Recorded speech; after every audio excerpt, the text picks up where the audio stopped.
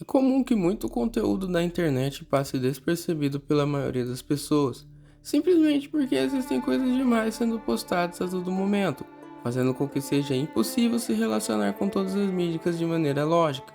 A maioria das coisas você verá em determinados momentos e se ela não for muito marcante, você simplesmente esquecerá do que conheceu ou simplesmente não prestará muita atenção nisso. Porém, existem momentos que simplesmente a mídia acaba sendo bem obscura ou não tendo muito sentido. Sendo assim, neste vídeo, veremos algumas dessas mídias obscuras e diferentes da internet.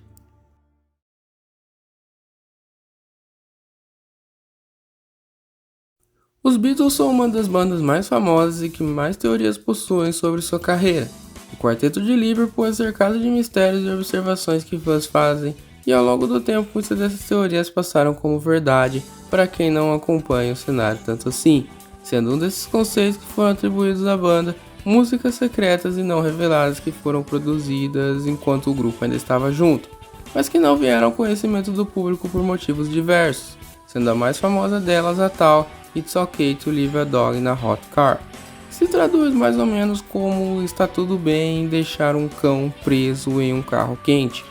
Essa música faz parte de um meme que une não só o fato de se atribuir músicas aleatórias aos Beatles, provando que a banda possui material inédito a ser revelado, como também o fato de que muitas músicas possuem ritmos animados, mas letras bem pesadas, como a conhecida Pump It Up Kicks do Foster the People e Polly do Nirvana. Na letra, que é cantada de forma animada por supostamente John Lennon, o eu lírico narra como não tem problema nenhum trancar um cão em um carro durante um dia quente, já que nada de ruim pode acontecer, com a montagem mais famosa desse meme tendo cerca de 2,5 milhões de views, sendo dividido em um segmento onde os músicos performam a canção para uma plateia ao vivo e outros dois segmentos de entrevistas fakes com o John e o Paul, contando como compuseram a música.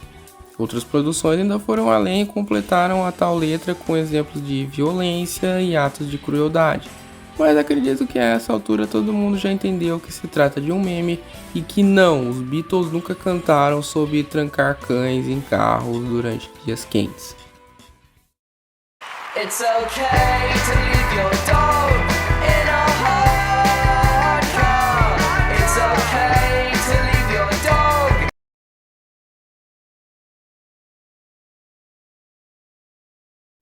Sendo uma espécie de meme coletivo pela sua obscuridade e pelo teor da obra, Família Sacana se trata de uma produção de quadrinhos adultos do site Tufos, que se intitula como o maior site de conteúdo para esse público do Brasil, além de estarem na ativa há quase 25 anos, o que é de certa forma complexo para um serviço desse tipo.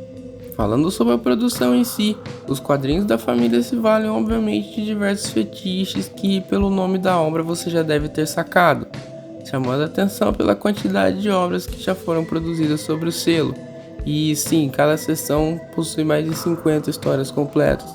Os quadrinhos são vendidos, sim, isso mesmo, no site da produtora, junto de outros conteúdos que a mesma disponibiliza para os assinantes a um custo de R$ 40 por mês. Sendo que já vi pessoas comentarem que é possível encontrar de forma gratuita pela internet, além de contarem também com algumas histórias animadas, que foi uma coisa que eu me surpreendi, igual um vídeo de iceberg que tem aqui no YouTube, feito como uma piada de 1º de abril do canal Yorks, que é provavelmente para satirizar o fato de que existe um iceberg de toda e qualquer mídia possível.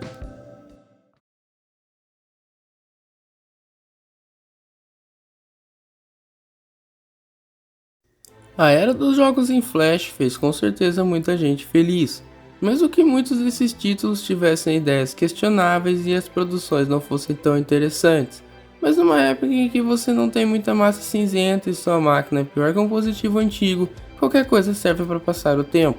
Na maioria dos vídeos que comentam sobre jogos em Flash, existe um padrão de títulos que a galera jogou, como jogos de Naruto, Dragon Ball e Mario, além de umas pérolas da fanbase de Sonic, que é algo que eu tenho uma fobia meio declarada. Porém, existem alguns títulos obscuros que eu não vejo ninguém comentando, e vou aproveitar esse tópico para mencionar, já que eles podem ter feito parte da vida de outras pessoas.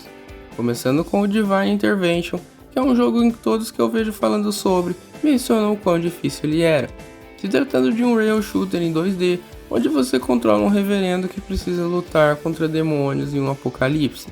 E o melhor registro desse jogo no YouTube se trata de uma speedrun onde ele é finalizado em apenas 2 minutos e 3 segundos, provando que realmente a gente quando jogou era bem ruim.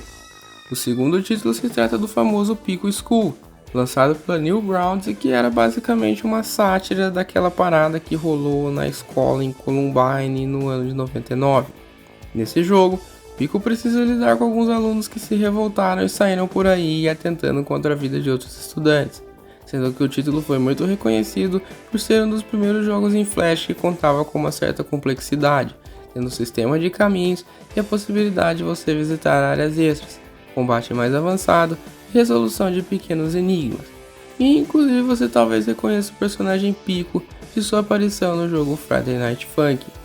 O terceiro jogo se trata do Frank's Adventure da Mouseland, sendo um RPG satírico onde você controla um repórter iniciante que precisa salvar a revista adulta Boobs Illustrated, para isso recolhendo fotos do estilo hentai pela cidade de Miami, ao som da clássica Act Like You Know da Fat Larry's Band, que está disponível no jogo GTA Vice City.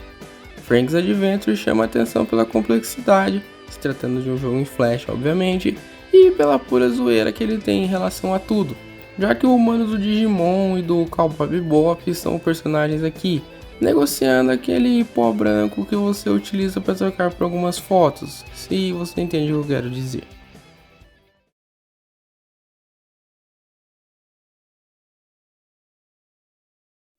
Existem algumas animações clássicas do YouTube que muita gente assistiu na época, num contexto em que a rede social não era vista para você assistir vídeos fielmente todos os dias, e sim para você consumir um conteúdo aqui e ali, com tudo sendo muito experimental e o canal sendo uma página que tu postava o que tinha vontade, e não algo segmentado e focado em nichos específicos com atenção no entretenimento como é hoje. Um desses conteúdos mega aleatórios eram algumas animações que marcaram época pela sua relação com mídia que já conhecíamos bem, como alguns jogos clássicos, por exemplo.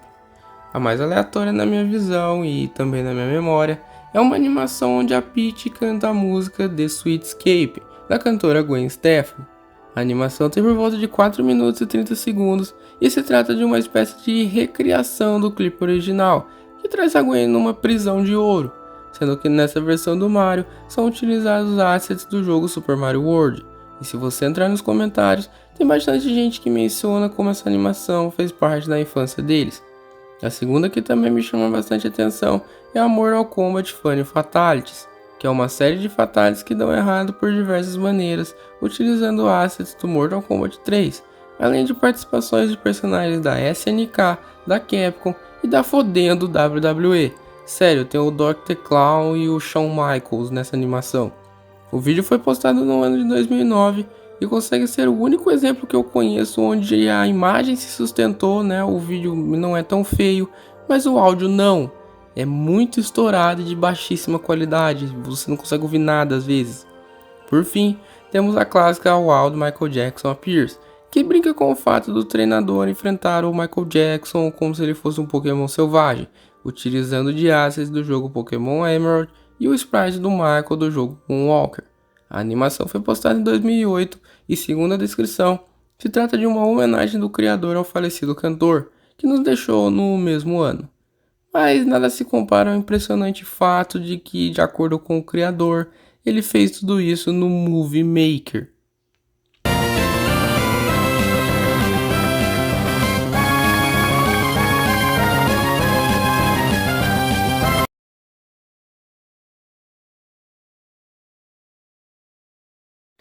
Ainda nessa mesma linha de produções clássicas de baixo orçamento do YouTube, temos as famosas redublagens, que ficaram populares na metade dos anos 2000 e eventualmente encontraram seu caminho para a plataforma, já que houve momentos que não se compartilhava um vídeo para os outros via esse site.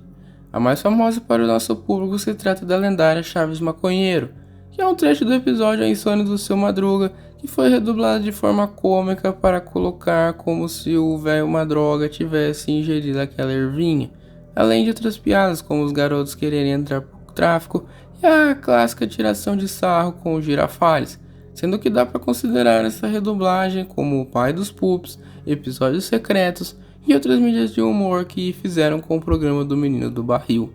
Na mesma época, também tivemos o clássico Senhor dos Anéis Gay, uma paródia feita com o trailer do filme O Senhor dos Anéis, levando a conversa para um lado mais cômico do que o filme em sua forma fiel,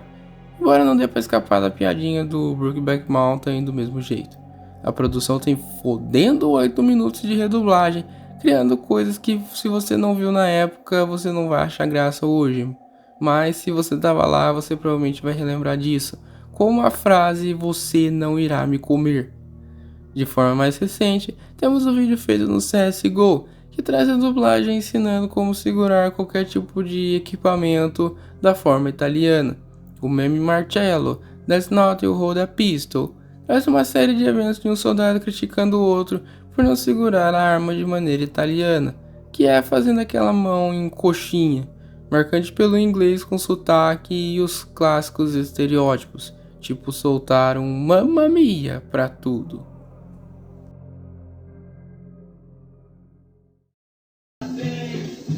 Você trouxe a moeda que eu pedi? Tá aqui na minha mão, olha aquela aqui na minha mão. Então vai naquela máquina e liga esta porra.